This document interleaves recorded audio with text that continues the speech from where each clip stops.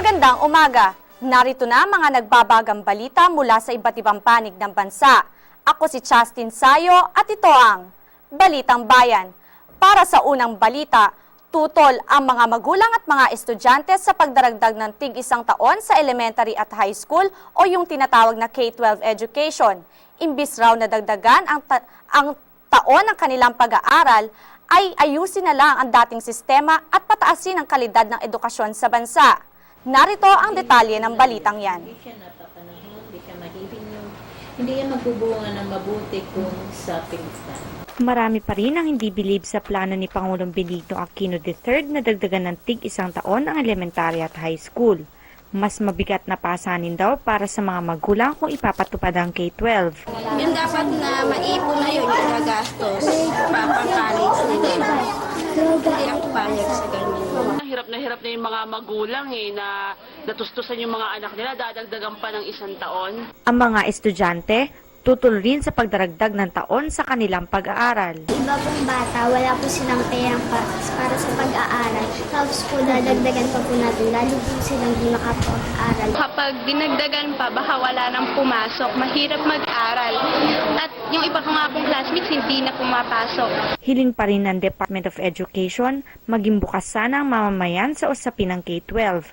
Malaki daw ang maiitulong nito para mapaganda ang kalidad ng edukasyon sa bansa. Isang paraan ito para mapaluwag yung mga pinag-aaralan nila.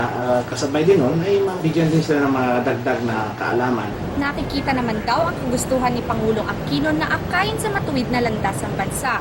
Ngunit ang pagdaragdag ng tig-1 taon sa elementary at high school ay hindi rin naman daw solusyon sa pagtaas ng kalidad ng edukasyon.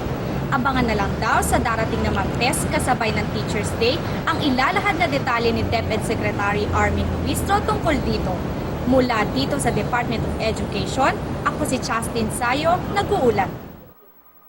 At sa iba pang mga balita, dismayado ang maraming tindera sa Pulilan, Bulacan dahil sa napakatumal na bentahan ng lokal na manok ngayon.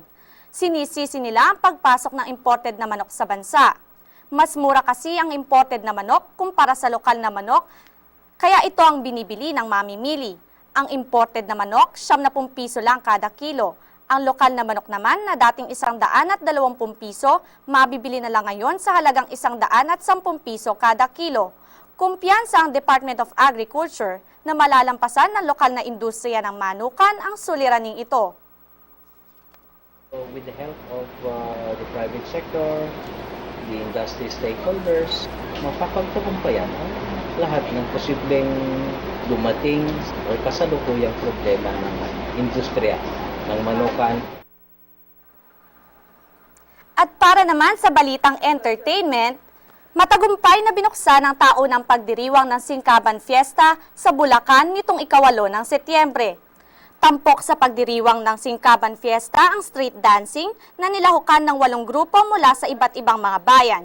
Sa street dancing, ipinamalas ng mga Bulakenyo ang kanilang husay sa pagsasayaw. Ibinida rin nila ang mga natatanging sayaw at kapistahan sa buong lalawigan. Ang mga sayaw na ito ay tinatanghal bilang pasasalamat sa pagkakaroon ng masaganang ani at sa masayang buhay ng mga Bulakenyo. Ang Singkaban Fiesta ang itinuturing na pinakamasaya at pinakamalaking kapistahan sa buong Bulacan. At yan ang mga balitang aming tinutukan, 86 na araw na lamang po at Pasko na. Muli, ako si Justin Sayo at ito ang Balitang Bayan.